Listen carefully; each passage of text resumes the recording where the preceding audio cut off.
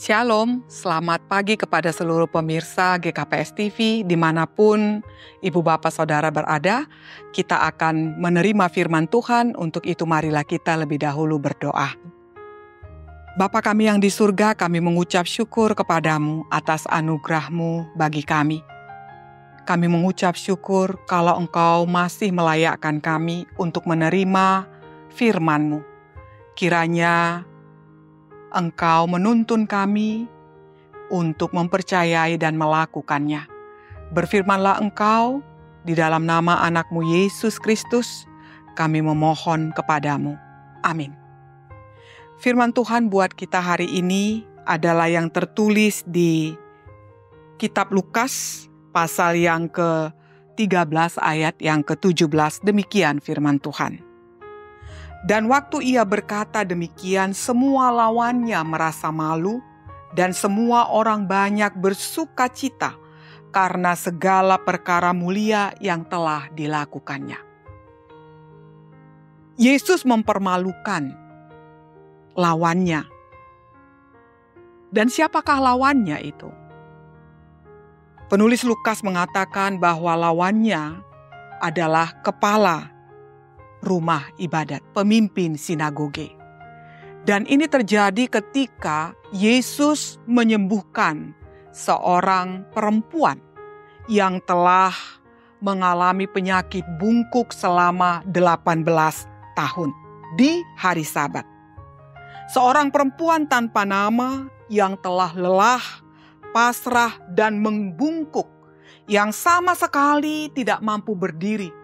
Yang selama 18 tahun dia hanya bisa menatap kakinya, menatap sandal-sandal berdebu milik orang yang berlalu lalang di hadapannya. Pada saat itu dia datang ke rumah ibadat dan dia sama sekali tidak meminta pertolongan Tuhan. Tetapi Tuhan Yesus melihat dia. Tuhan Yesus memanggil dia.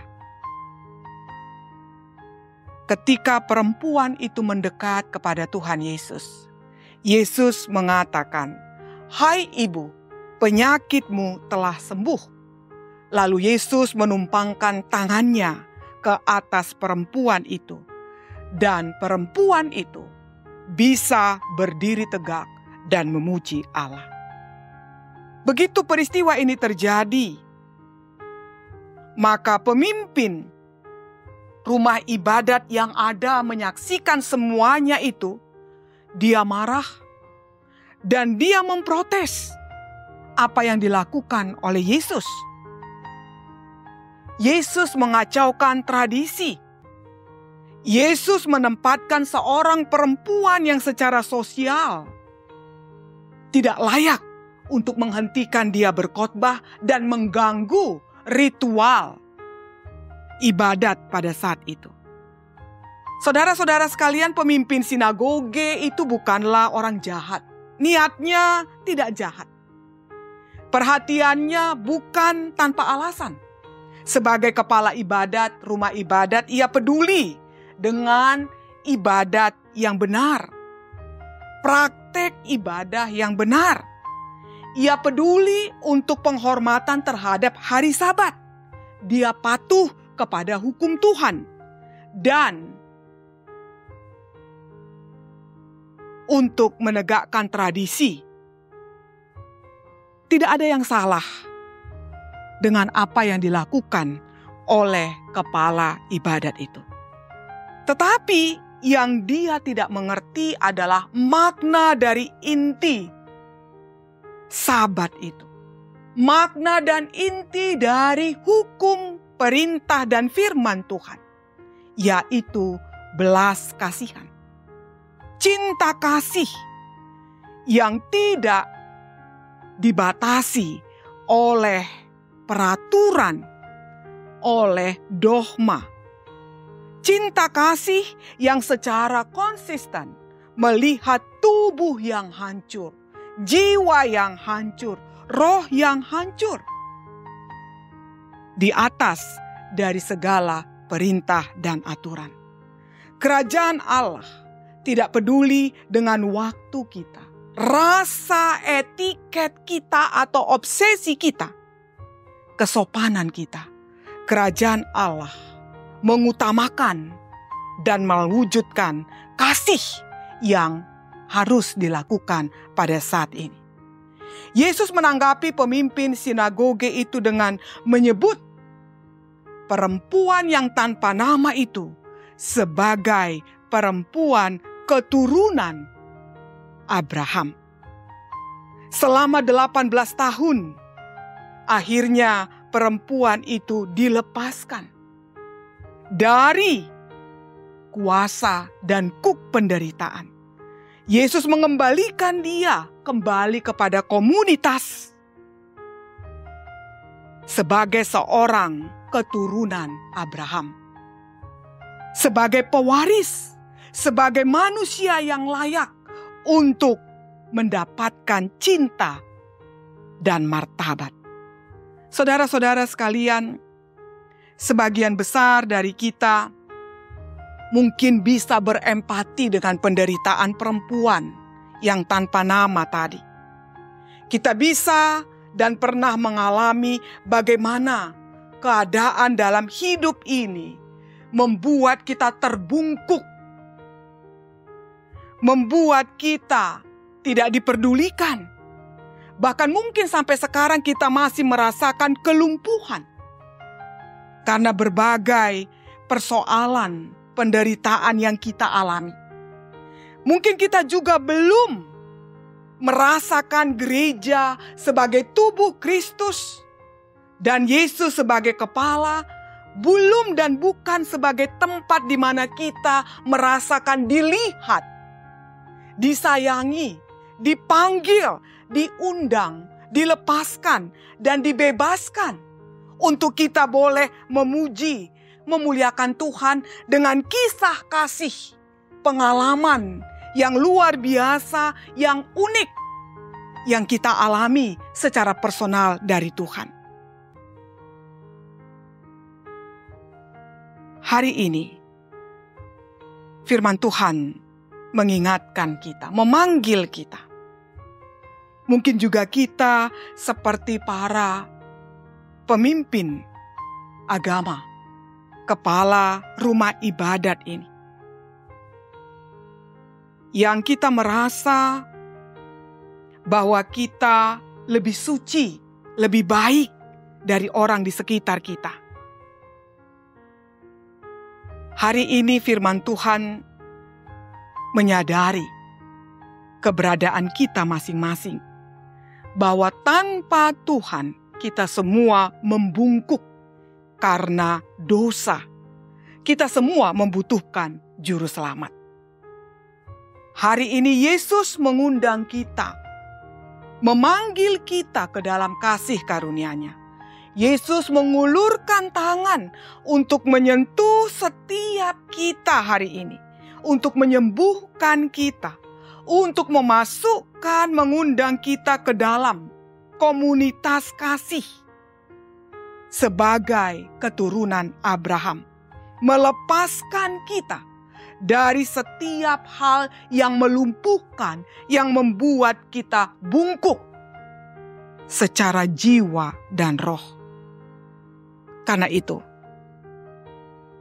marilah kita mendengar dan merespon panggilan Tuhan Yesus yang mengulurkan tangan untuk menyentuh kita, yang mengulurkan tangan untuk menyembuhkan kita dari kehancuran kita, yang mengulurkan tangannya untuk memulihkan dan menjadikan kita utuh, dan menyatakan bahwa kita adalah milik-Nya. Saatnya kita untuk bangkit, karena kita telah menerima kepulihan yang dari Tuhan. Amin. Marilah kita berdoa. Bapa kami yang di surga, terima kasih ya Allah untuk kebaikan-Mu yang telah memulihkan kami. Dan tolonglah kami Tuhan, agar dalam kehidupan yang Engkau anugerahkan ini, kami boleh menjadi saluran berkat Tuhan untuk kami melakukan apa yang telah kami terima dari Tuhan. Menerima, mengasihi, dan melihat saudara-saudara kami sebagai sesama yang berhak untuk menerima kasih Tuhan yang telah Engkau anugerahkan bagi kami masing-masing. Terima kasih ya Tuhan, kiranya kepulihan dan kesembuhan yang Engkau anugerahkan bagi kami, pengampunan yang telah kami terima, menolong dan memampukan kami untuk memuliakan Engkau dalam kehidupan kami. Terpujilah Engkau ya Allah. Di dalam nama Putra-Mu Yesus kami memohon. Amin.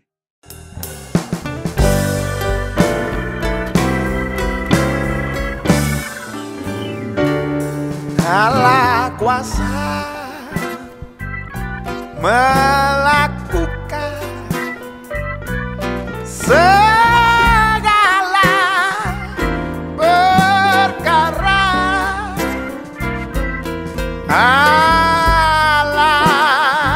Allah-Ku Maha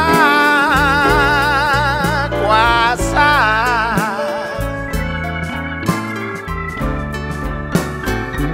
Dia ciptakan seisi dunia, atur segala masa. Allah-Ku Maha Kuasa.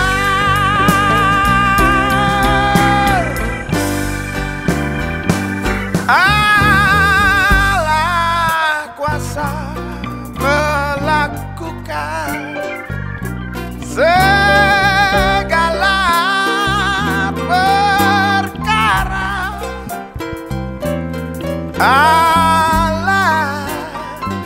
Allah-Ku Maha Kuasa.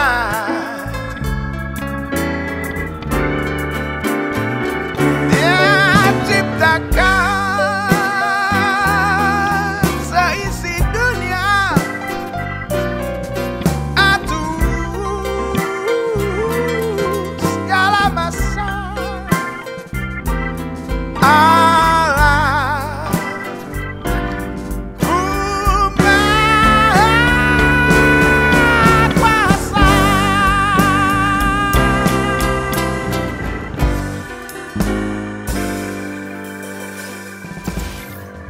GKPS TV.